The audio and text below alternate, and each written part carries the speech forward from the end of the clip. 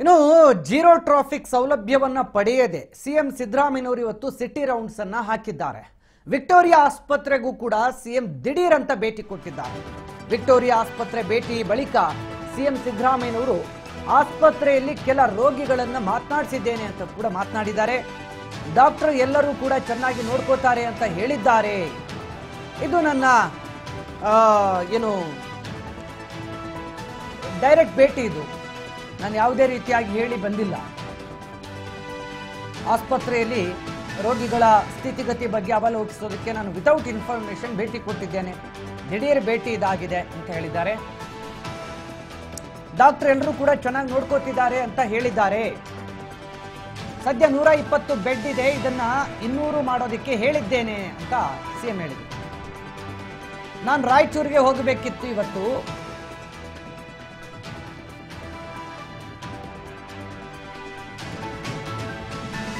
ಇಲ್ಲಿಗೆ ನಾನು ಬರೋದು ಇವರಿಗೆ ಗೊತ್ತೇ ಇಲ್ಲ. ನಂದಿದು ಅನ್ಇನ್ಫಾರ್ಮ್ಡ್ ವಿಸಿಟ್. ಇದು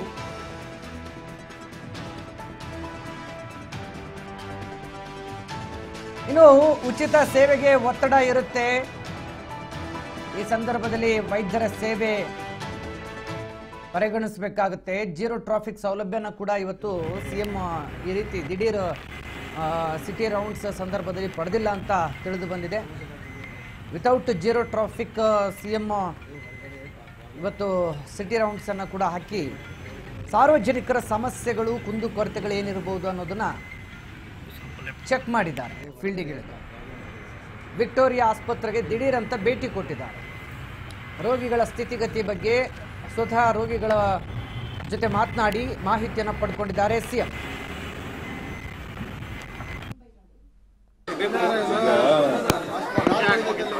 ಪೇಷಂಟು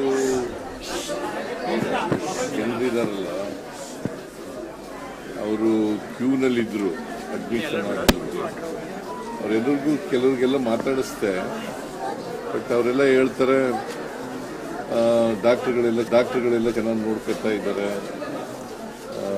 ನಮಗೆ ತೊಂದರೆ ಇಲ್ಲ, ಊಟ ಎಲ್ಲ ಚೆನ್ನಾಗಿ ಕೊಡ್ತಾ ಇದ್ದಾರೆ ಅಂತೆಲ್ಲ ಹೇಳ್ತಾರೆ. ಬಟ್ ನಾನು ಗ್ಯಾಸ್ಟ್ರೋಎಂಟ್ರಾಲಜಿ ಇನ್ಸ್ಟಿಟ್ಯೂಟ್ ಆಫ್ ಗ್ಯಾಸ್ಟ್ರೋಎಂಟ್ರಾಲಜಿ ಅದು ಅಲ್ಲಿ ಹೋಗಿದ್ದೆ. ಆರ್ಗನ್ ಟ್ರಾನ್ಸ್ಪ್ಲಾಂಟೇಶನ್ ಇದೆಯಲ್ಲ, ಅದು ಲಿವರು ಈಗ ಹೊರಗಡೆ ಹೋದ್ರೆ 40 ಲಕ್ಷ 30 ಲಕ್ಷ ಹಿಂಗೆಲ್ಲ ಆಗ್ತದೆ. ಸೊ ಇಲ್ಲಿ ಫ್ರೀಯಾಗಿ ಮಾಡಿಕೊಡ್ತಾರೆ. ಸೊ ದಿ ಡಿಮ್ಯಾಂಡ್ ಈಸ್ ಇನ್ನೂ ಹೆಚ್ಚು ಮಾಡಬೇಕು ಅಂತಕ್ಕಂಥದ್ದು. ಈಗ 120 ಬೆಡ್ ಇದೆ, ಅದನ್ನ ಬೆಡ್ನ ಹೆಚ್ಚು ಮಾಡಬೇಕು ಅಂತಕ್ಕಂಥದ್ದು ಒಂದು ಪ್ರಪೋಸಲ್ ಇದೆ. 300 ಬೆಡ್ ಹಾಸ್ಪಿಟಲ್ ಮಾಡಬೇಕು ಅಂತಕ್ಕಂಥದ್ದು ಪ್ರಪೋಸಲ್ ಇದೆ. ಅದನ್ನು ಸರ್ಕಾರ ಪರಿಗಣಿಸುತ್ತೆ.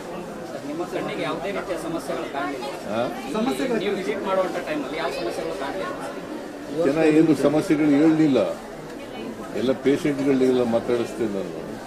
ಸಮಸ್ಯೆಗಳು ಹೇಳಿದ್ರೆ ಕೂಡಲೇ ಅವರು ಕೆಲವರು ಮಾತ್ರ ಹೊರಗಡೆ ಇದ್ದವರು, ನಾವು ಒಂದಿಬ್ಬರು ಮಾತ್ರ ನಮಗೆ ಅಡ್ಮಿಷನ್ ಆಗಬೇಕು ಅಂತ ಹೇಳಿದ್ರು. ಅವ್ರಿಗೆ ಅಡ್ಮಿಷನ್ ಮಾಡ್ಕೊಳ್ಳಿ ಅಂತ ಹೇಳಿದ್ರು.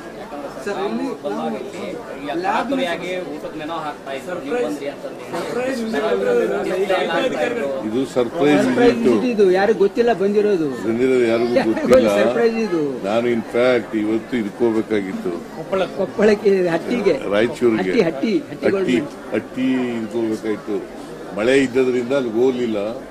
ನಾನು ಶರಣ್ ಪ್ರಕಾಶ್ ಇಲ್ಲೇ ಬೆಂಗಳೂರಿನಲ್ಲಿ ಇದ್ದದ್ರಿಂದ ನೋಡೋಣಪ್ಪ ಇಲ್ಲಿ ವಿಕ್ಟೋರಿಯಾ ಹಾಸ್ಪಿಟಲ್ಗೆ ವಿಸಿಟ್ ಮಾಡೋಣ, ಒಂದು ಸರ್ಪ್ರೈಸ್ ವಿಸಿಟ್ ಮಾಡೋಣ ಅಂತೇಳಿ ಬಂದಿದ್ದೀವಿ. ವೈದ್ಯರಿಗೆ ಸಹಾನುಭೂತಿಯಿಂದ ನೋಡ್ಕೋಬೇಕು. ಇದು ಕಾಸು ಫ್ರೀಯಾಗಿ ಮಾಡ್ತಾ ಇರೋದ್ರಿಂದ ಒತ್ತಡ ಜಾಸ್ತಿ ಇರ್ತದೆ. ನೀವು ಸಹನೆಯಿಂದ ಇರಬೇಕು ಅಂತ ಹೇಳಿದ್ದೀನಿ. ಜೊತೆಗೆ ಫ್ರೀ ಮಾಡುವಾಗ ಯಾವುದೇ ಕಾರಣಕ್ಕೆ ಅವ್ರ ಹತ್ರ ₹1 ಕೂಡ ತಗೊಳ್ಬಾರ್ದು ಅಂತ ಹೇಳಿದ್ರು. ಫ್ರೀ ಅಂತೀರಾ ಸರ್? ಹೊರಗಡೆ ಪಾರ್ಕಿಂಗ್ ದಂಧೆ ಶುರು ಆಗಿದೆ ಸರ್. 1 ಅವರ್ಗೆ ₹20 ಪಾರ್ಕಿಂಗ್ ಇಲ್ಲಿ ವಿಕ್ಟೋರಿಯಾ ಆಸ್ಪತ್ರೆಯಲ್ಲಿ. ಅದೇ ಹೊರಗಡೆ ಪಾರ್ಕಿಂಗ್ ಅಂತೆ. ಹಾಸ್ಪಿಟಲ್ ಹೊರಗಡೆ ಪಾರ್ಕಿಂಗ್ ಜನ ತಗೊಳ್ತಾರೆ. ಒಂದು ನಿಮಿಷ, ಹೊರಗಡೆ ಪಾರ್ಕಿಂಗಿಗೆ ಪಾರ್ಕ್ ಮಾಡಿ ಬಂದ್ರೆ ಅವ್ರು ಪಾರ್ಕಿಂಗ್ ದುಡ್ಡು ತಗೋತಾರೆ. ಆಸ್ಪತ್ರೆ ಆವರಣದಲ್ಲಿ ಗಾಡಿಗಳನ್ನ ಪಾರ್ಕ್ ಮಾಡಬೇಕು. ಆಸ್ಪತ್ರೆ ಆವರಣದಲ್ಲಿ ಹೊರಗಡೆ ಅದು ನೋಡ್ತೀನಿ ನಾನು. ನನಗೆ ಯಾಕೆ ಪಾರ್ಕಿಂಗ್ನವ್ರು ಯಾರು ಹೇಳಲಿಲ್ಲ ನನಗೆ, ಅದರಿಂದ ಗೊತ್ತಾಯ್ತು. ಆಮೇಲೆ ಖಾಸಗಿ ಆಂಬುಲೆನ್ಸ್ ಅವ್ರದ್ದು ದಂಧೆ ನಡೀತಿದೆ. ಸರ್ಕಾರಿ ಆಂಬುಲೆನ್ಸ್ಗಳು ಸಿಗೋದಿಲ್ಲ. ಅವ್ರು ಹೇಳಿದಷ್ಟು ರೇಟ್ ಮಾತ್ರ ಸರ್ಕಾರಿ ಆಂಬುಲೆನ್ಸ್ ಹೆಲ್ತ್ ಡಿಪಾರ್ಟ್ಮೆಂಟ್ ಸರ್ಕಾರಿ ಆಂಬುಲೆನ್ಸ್ಗಳಿದ್ದಾವೆ. 108 ಮಾಡ್ತಾ ಇದ್ದಾರೆ. 108 ಇದೆಯಲ್ಲ, ಆ ಆಂಬುಲೆನ್ಸ್ಗಳೆಲ್ಲ ಇದ್ದಾವೆ. ಫ್ರೀ ಸ್ಟಾರ್ಟ್ ಮಾಡ್ತಾರೆ ಹೆಲ್ತ್ ಡಿಪಾರ್ಟ್ಮೆಂಟ್. ಅವರು ಮತ್ತೆ ಫ್ರೀಯಾಗಿ ಆಂಬುಲೆನ್ಸ್ ಅನ್ನು ಉಪಯೋಗಿಸ್ತಾರೆ.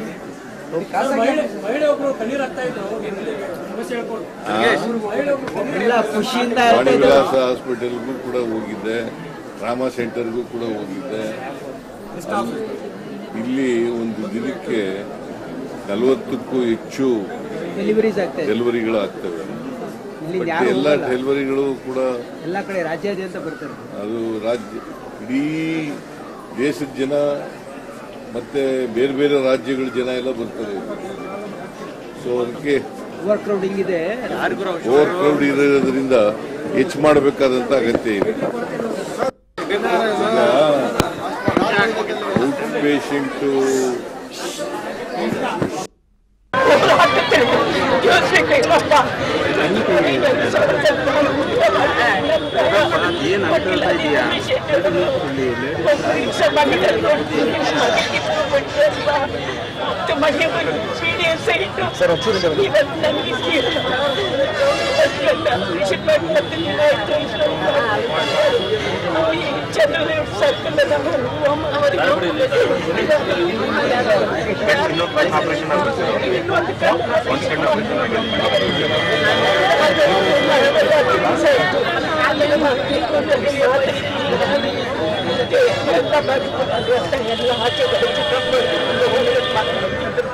ನನ್ನ ಕಂಡು ಹೋದಾಗ ಚಿಂತನೆ ಇಡೀ ಹೆಣ್ಮಕ್ಳಿಗೆ ಬೆಳಕೊಟ್ಟಿದ್ಯಾ ನೀವು ಕುಟುಂಬ ಎಲ್ಲ ಆನಂದವಾಗಿ ಅಂತ ಜಾಗದಲ್ಲಿ ನೀವು ನಿಂತಿದ್ದೀರಿ ನೋಡಿ.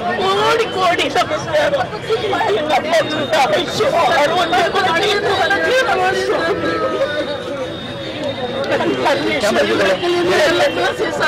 ನಾವು ನಿಮ್ಗೆ ಸರ್ ನಮ್ಮ ತಾಯಿ ಗೊತ್ತಾಗಿಲ್ಲ ಸರ್.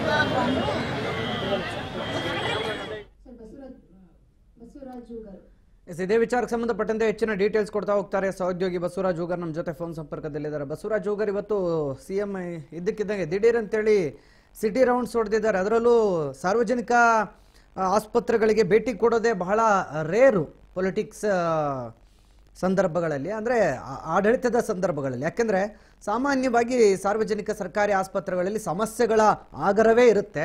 ಬಟ್ ಇವತ್ತು ವಿಕ್ಟೋರಿಯಾ ಆಸ್ಪತ್ರೆಗೆ ಭೇಟಿ ಕೊಟ್ಟಾಗ ಏನು ಸಮಸ್ಯೆ ಇಲ್ಲ ಅನ್ನೋದು ಸಿಎಂಗೆ ಕಂಡು ಬಂದಿದೆ. ಏನೆಲ್ಲ ಮಾಹಿತಿ ಇದೆ ಬಸವರಾಜ್ ಹೂಗಾರ್ ಇವತ್ತು ಸಿಎಂ ಸಿಟಿ ರೌಂಡ್ಸ್ ಅಲ್ಲಿ?